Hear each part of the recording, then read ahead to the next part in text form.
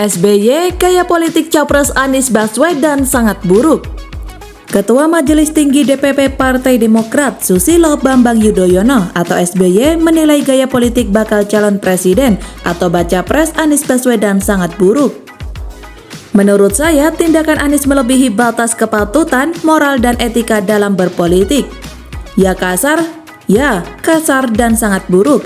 Mudah-mudahan kita tidak melakukan tindakan politik seperti itu, kata SBY di CKS Bogor pada Jumat 1 September. Presiden ke-6 Indonesia ini mengaku terkejut dengan manuver politik yang dilakukan Anies Baswedan.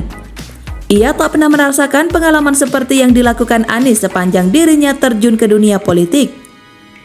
Saya tidak naif, saya juga mengerti politik. Kita pernah menjadi capres 2 kali, membangun koalisi dengan mitra dan tidak ada yang saya rasakan seperti kejadian ini, kata SBY. SBY menuturkan bahwa dirinya tahu bahwa dunia politik penuh dengan strategi, siasat, taktik, serta memiliki banyak cara. Namun ia tak menyangka Anies akan bertindak sejauh itu. Lebih lanjut, SBY juga menceritakan bahwa sebelumnya beberapa orang di sekitarnya sempat bertanya apakah Anies bisa dipercaya. Ia pun akhirnya mengaku bahwa keputusan dirinya mempercayai Anies adalah tindakan yang salah. Anggaplah kita salah kali ini, tetapi kita belajar. Mudah-mudahan kita tidak salah lagi ke depan dan mudah-mudahan dengan izin Allah kita tidak kalah nantinya, pungkasnya.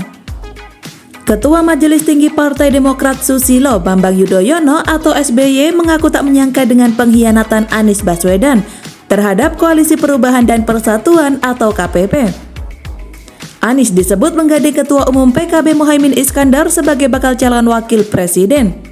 Kerjasama antara Nasdem dan PKB dikabarkan telah disepakati, meninggalkan Demokrat dan PKS. Sebetulnya kalau jujur, saya pun tidak menyangka atas terjadinya kejadian itu 3 hari lalu, kata SBY di CKS pada Jumat 1 September. SBY mengatakan parpol di Koalisi Perubahan bekerja sama dengan baik, apalagi kerjasama telah dibangun sejak setahun lalu.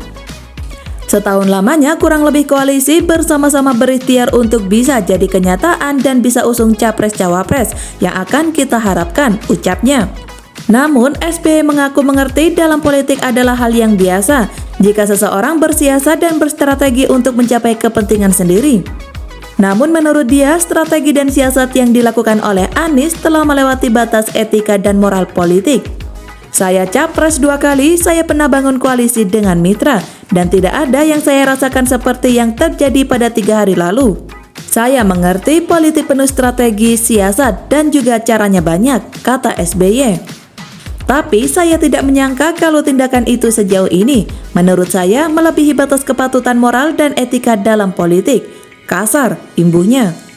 Ketua Majelis Tinggi Partai Demokrat Susilo Bambang Yudhoyono atau SBY marah besar dan kecewa terhadap bakal calon presiden dari Koalisi Perubahan untuk Persatuan atau KPP Anies Baswedan.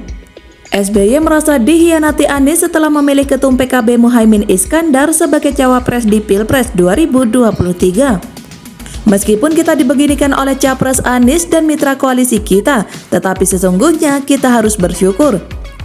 Bersyukur kepada Allah Subhanahu wa Ta'ala, bersyukur kepada Tuhan yang Maha Kuasa. Kenapa? Ini alasan saya. Pertama, ya memang karena kita ditelikung dan ditinggalkan seperti ini sekarang. Bayangkan kalau ditelikung kita ini, ditinggalkan kita ini 1-2 hari sebelum batas pendaftaran ke KPU. Bayangkan seperti apa? Kita masih ditolong oleh Allah, kita diselamatkan oleh sejarah.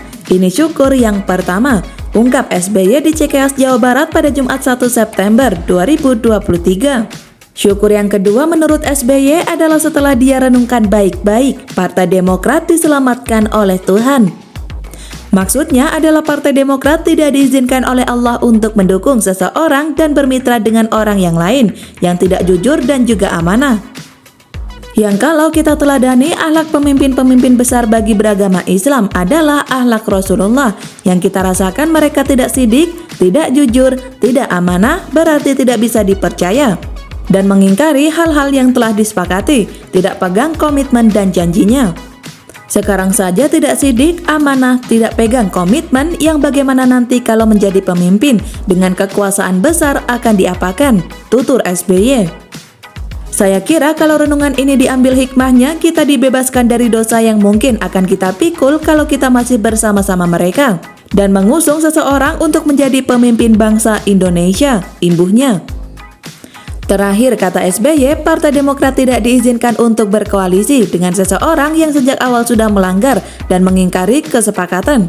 Kata SBY, Partai Demokrat tidak diizinkan untuk berkoalisi dengan seseorang yang sejak awal sudah melanggar dan mengingkari kesepakatan.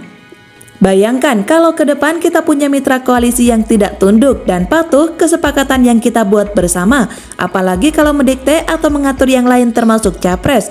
Memaksa kehendak, tidak menganggap yang lain, bukan itu koalisi yang akan kita bangun, singgung SBY.